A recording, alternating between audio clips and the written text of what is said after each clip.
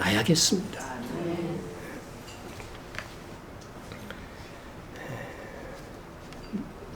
네 번째, 다음으로 큰 상을 얻기 위한 방법은 은밀하게입니다. 네. 여러분, 선을 행하긴 행했습니다. 그런데 사람에게 보이려고 한 선행도 가난한 사람에게 유익은 되었으니까 안 한 것보다는 나으니 하늘에서 조금이라도 상을 받을까요? 못 받을까요? 조금 받는다고 지금 어떤 분이 대답을 했습니다. 말씀으로 한번 확인해 봅시다. 충격받을 겁니다. 사람에게 보이려고 그들 앞에서 너희 의를 행하지 않도록 주의하라. 그리하지 아니하면 하늘에 계신 너희 아버지께서 상을 받지 못하느니라. 자기 의를 자랑하여 세상 사람부터 인정을 받았든 못 받았든 일단 내가 누구를 구제했노라고 스스로 나팔을 불었다고 한다면 그는 이미 자기 상을 받은 것입니다. 여러분, 기도하는 것 자체로 상이 있을까요, 없을까요? 기도는 하나님을 의지하는 것이고, 기도에는 역사하는 힘이 크니까 기도하는 것 자체로도 상이 있습니다. 상이 있어요. 또 기도는 하나님과 교제하는 시간이잖아요. 교제하는 것이 행위이기 때문에 하늘에서 상이 큽니다. 기도 없이 성도의 삶을 살아간다는 건 불가능하잖아요. 그런데 그 기도하고도 하늘의 상을 받지 못하는 경우가 있습니다. 그렇죠? 우리 구제부터 봅니다. 그러므로 구제할 때 외식하는 자가 사람에게 영광을 받으려고 회당과 거리에서 하는 것 같이 너희 앞에 나팔을 불지 말라. 진실로 너희에게 이르노니 그들은 자기 상을 이미 받았다. 기도도 마찬가지입니다. 또 너희는 기도할 때에 외식하는 자와 같이 하지 마라. 그들은 사람에게 보이려고 회당과 큰 어귀에서 서서 기도하기를 좋아하느니라. 내가 진실로 너희에게 이르니 자기 상을 이미 받았느니라. 받았대. 상은 세상에서 받아버리면 어디서 못 받는다? 하늘에서 못 받는다. 이 원칙을 꼭 기억하세요. 그러면 우리의 기도와 우리의 구제는 어떻게 해야 된다는 거예요? 은밀하게 감춰질 수 있도록 하라는 것이죠. 기도 중에서도 정말 절박할 때 여러분 어떻게 기도했어요?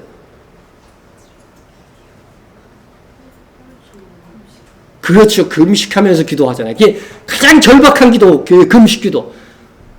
아직도 금식 한번 하루 이상 안 해본 사람들은 절박한 일이 없었던 거지. 금식할 때 너희는 외식하는 자들과 같이 슬픈 기색을 보이지 마라. 그들은 금식하는 것을 사람에게 보이고 얼굴을 흉하게 하느니라. 내가 진실로 너희에게 이르노니 그들은 자기 상을 이미 받았느니라. 구제와 기도와 금식 얼마나 착한 행실이고 하나님께서 기뻐하시는 행위입니까? 그런데 이를 사람에게 보이려는 의도로 행했다면 이는 하나님의 나라에서 아무것도 해야 한 것이 아닌 것이 되는 것입니다. 그 행위는 하나님께 한 것이 아니라 사람에게 상을 받으려고 한 행위이기 때문이라고 하는 것입니다. 여러분, 뭔가 봉사하고 뭔가 헌신하고 뭔가 헌금하고 자랑하고픈 욕망을 느끼셨습니까? 그거 다스려야 됩니다. 그렇지 않으면 정말 귀한 하늘의 상을 잃어버리는 것입니다. 정말 하늘의 상을 믿는다면 그렇게 해야 됩니다. 뭔가 착한 일을 했는데 목사님도 칭찬 안 해주고 다른 사람들은 막 알아주질 않아갖고 너무 속상해. 그게 속상한 일이에요? 안 알아줄수록 기쁜 일이야. 기뻐하고 즐거워하라고 그랬는데 왜들 까발리고 그냥 삐지고 안 알아줬다고. 이게 진짜 정말 안타깝습니다. 정말 하늘의 상을 믿는다고 한다면 은밀해야 정상입니다. 그래서 주님께서 말씀하셨습니다. 너는 구제할 때 오른손이 하는 일을 왼손이 모르게 하여 내 구제함을 어떻게 하라고요? 은밀하게 하라. 그러면 어떻게 하신다고? 은밀한 중에 보시는 너희 아버지께서 갚으시리라. 여러분, 은밀하게 하면 사람은 몰라도 누구는 알아요? 하나님은 아셔요. 다 아셔요. 걱정할 거 없어요. 너는 기도할 때 네 골방에 들어가 문을 닫고 은밀한 중에 계신 네 아버지께 기도하라. 은밀한 중에 보시는 아버지께서 갚으시리라. 갚아주신다는데 이거 못 믿으세요? 예? 너는 금식할 때 머리에 기름을 바르고 얼굴을 씻으라. 여러분 금식할 때는 소문내지 말고 더 얼굴이 빛나게 예? 이는 금식하는 자로 사람에게 보이지 않고 오직 은밀한 중에 계신 내 아버지께 보이게 함이라. 이렇게 하면 은밀한 중에 보시는 내 아버지께서 갚으시리라.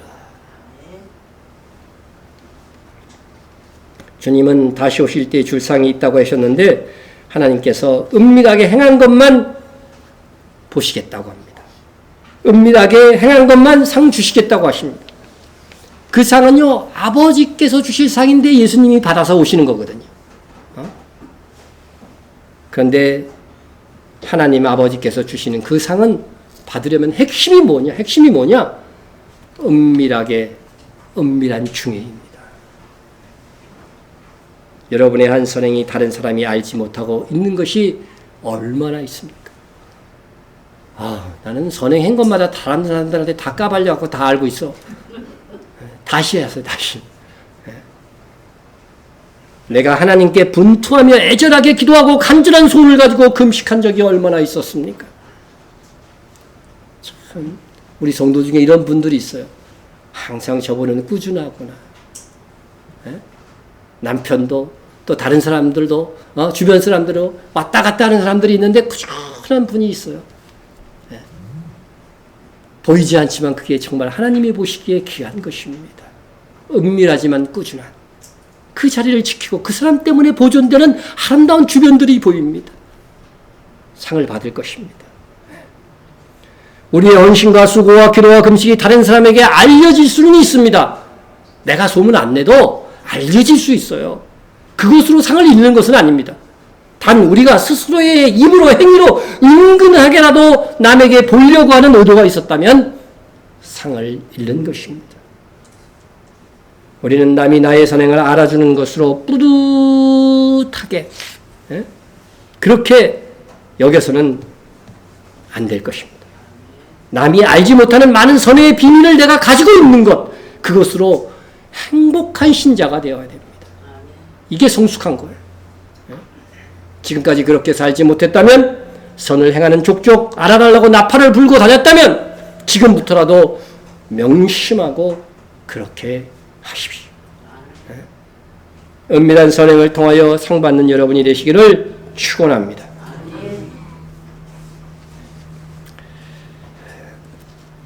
다섯 번째로 큰 상을 얻고자 한다면 주의 사역자들을 지원하고 대접하십시오. 우리는 누군가를 대접하고 지원하고 인정해 줌으로써 상을 받을 수 있습니다.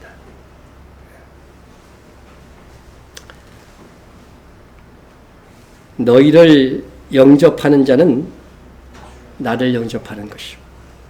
여기서 너희가 누굽니까? 예수님의 제자 사도들입니다. 사역자들입니다. 나를 영접하는 자는 나를 보내신 이를 영접하는 것이다. 그러니까 예수님의 제자 사역자를 대접하는 것은 주님을 영접하는 것이고 하나님을 영접한 것이다. 대접하는 것이다. 그렇게 말하고 있는 것입니다. 보이지 않는 하나님, 지금 이 세상에 계시지 않는 예수님을 영접하고 싶습니까? 방법이 있습니다. 예수님께서 세우신 사역자들을 대접하는 것입니다. 주님은 이렇게 말씀하셨습니다. 이어서 선지자의 이름으로 선지자를 영접하는 자는 선지자의 상을 받을 것이요.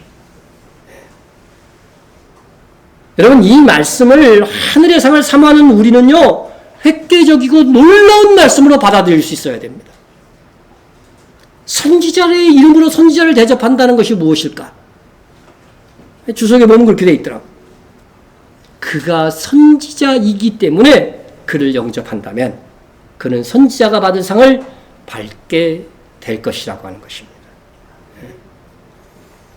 여러분, 모든 사람들이 선지자의 일을 할 수는 없습니다. 그러나 우리는 선지자를 대접함으로 선지자의 상을 받을 수 있습니다. 얼마나 다행이에요. 선지자 직접 하려면 힘든데 선지자를 대접만 해도 선지자의 상을 받을 수 있다는 것입니다. 선지자는 직분 자체는 하나님의 말씀을 받아서 전하는 자인 것입니다. 이것을 귀한 직분으로 여겨서, 거룩한 직분이라고 생각해서 귀한 직분으로 여겨서 대접한다면 그는 선지자가 수고함으로 받는 상을 받게 될 것입니다. 또 의인이 있습니다. 예? 의인의 이름으로 의인을 영접하는 자는 의인의 상을 받을 것이요.